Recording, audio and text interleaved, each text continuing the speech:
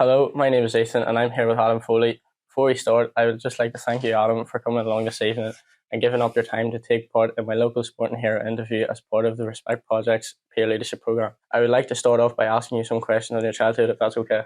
Perfect. Whereabouts did you grow up, and what was your childhood experience like? So I grew up in Balbriggan, which is north side Dublin, North County Dublin. Great childhood, plenty of memories.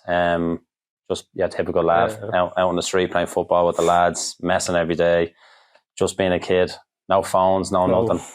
Watching football on tellies with the back of the telly bigger than the screen. So yeah, it was exciting times. Yeah. What teams did you play for growing up, and what are your fondest memories about these teams? My team would have been Glebe North, local team. I would have stayed with them. Started actually as a goalkeeper when I was 6, and I think after like 2 games, they quickly moved me outfield.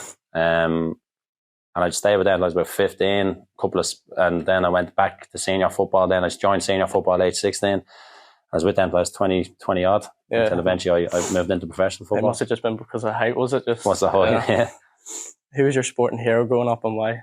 My sporting hero would be Luis Nazardo de Lima, who you probably know as Brazilian Ronaldo. Yeah. He was my hero growing up. I used to be able to watch the program on Channel 4 called Golazio. Gazzetta used to be on all the time, and it would have been the Italian league would have been the best players in the world at that time. So he would have been my hero growing up, and just used to follow him and Brazil the whole time because we weren't particularly good enough to be watched. I know you're currently playing with Drogheda United in the League of Ireland. Could you tell me more about your senior football career and how you ended up playing in the League of Ireland? Yeah, so I was playing professionally up here for a couple of years with a couple of clubs. And then during the COVID years, the Finn Harps manager at the time, Ollie Horgan, rang me and he asked me would I be interested in coming up. So we were actually, no one was allowed to play at the time, bar League of Ireland. So there was another chance to play football. And I just jumped at the opportunity, and thankfully it came off and just continues to keep getting better for me.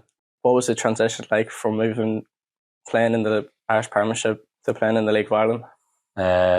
Different because it's more, you don't have a sore neck in League of Ireland as you do up here. Your ball's constantly in the air the whole time, where down League of Ireland is on the ground. It's a lot more tactical, I should say. That would probably be the major difference between. There's a lot more full-time teams as well, as opposed to part-time. Like we're in 5 days a week and we're still classed as a part-time team. Yeah. So whatever way that is, but I know up north I used to only train once a week and then we play on a Saturday, so that'd be a massive difference. But even playing in the summer league and stuff as well, like summer league as well, you're playing on good surfaces. There's never an issue. The likes of training, even in bad weather, there's no such thing as training being cancelled and so on. So your contact time with the people and the ball is constant. So I'd imagine there is a lot of training and preparation that you need to perform at such an elite level.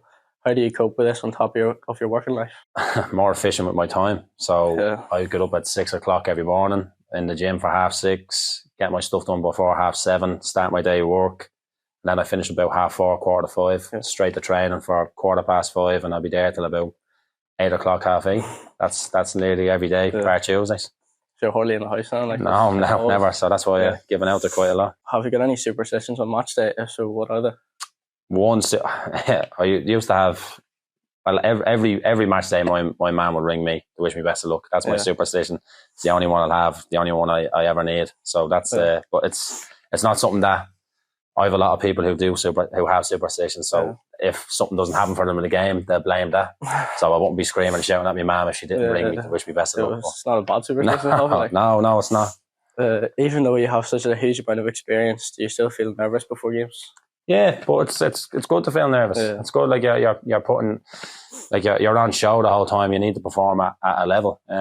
Could be even like yourself. You're putting yourself out. You could be nervous doing something like this, but it kind of when the camera's on, you back yourself and look. Once you believe in yourself, then the rest takes care of itself. What would you regard yourself as the highest and lowest points in your sporting career so far? Lowest point would be doing my cruciate. I signed my first professional contract and I done my cruciate after 2 weeks after signing it, and that was me gone for a year. I missed out playing. We won the Irish Cup that year. I missed out on that. We played Europa League. Missed out on that. So that was definitely the low points. But they were able to teach me about springing myself back towards high points and getting myself back to a level of football that I never thought I would get to. So that would be my high point. Even your knees gone a few times since that there as well. Yeah. I stay on top of it though. I constantly the older you get, rehabilitation and recovery, just have to constantly do it. But look, it helps me kind of continue to play. So I continue to do it. How did you cope with the low points in your career and pick yourself back up? Tough, because it's not so much the injury, it's the mental side of it. So you're kind of you're missing out on quite a lot. So you're missing out with playing with your mates. You're playing in front of thousands of fans. You're missing playing Europa League football, which is massive. Doesn't really happen to too many people. No. So I had to stay. I actually read just quite a lot of biographies, and then I read a lot of kind of mental skills books, skills training, sports psychology books. So they helped me massively, and then I was able to again see the bigger picture. I said it's not the end of the road, it's a knockback on where you're trying to get to. So that's how I was able to keep going. As you're at the latter stages of your footballing career, you have taken a step into management. How have you found this experience so far? Is that another way of saying I'm nearly finished? Yeah, it's good. Yeah, I actually done my A license up here. I've done all my badges with the IFA. And I took over the under-17s. I had to take a step back this year, but between getting married and working and playing nearly full time, so that'll be revisited next year because this is my last season in football this season. So I'll be revisiting that next year. But it was good. It was challenging last year. We done well. We got to a final. Got beaten comfortably in the final, but still hurts, as you can probably tell. But we done well. It was good. It's good seeing players getting challenged, younger players in particular, because particularly now you have a lot of social media and stuff, and it's not realistic on what you're actually trying to do within the game. So being able to challenge players and see them get better and grow, it's definitely something that I love seeing. So, but it's good, like you can feed off your experience to the younger. Yeah, exactly. And the good thing is they ask questions, and something that we constantly ask them to do. Be inquisitive. Always ask questions of lads around you, particularly people maybe in the same position as you. It's just questions that make you kind of pick their brains a little bit. Maybe it might help you kind of move forward with your own career. Do you feel management is something you would like to pursue in the future? Yeah, definitely. Yeah, it's coaching. I definitely wanted to start my journey as a coach and then work my way into managing. See, when you're managing the 17s, you're basically coaching them. It's not really a manager's job. There's a couple of coaches there. But definitely that's something that I'm looking to. Even in the higher leagues and stuff like that? Yeah, I want to go as high as I can. Yeah. I'm looking to get into that for full-time and make that my full-time job. Yeah. And that's definitely the aim, as high as I can go. To finish off our interview and to maybe help other young people interested in getting involved in football, what advice would you give them?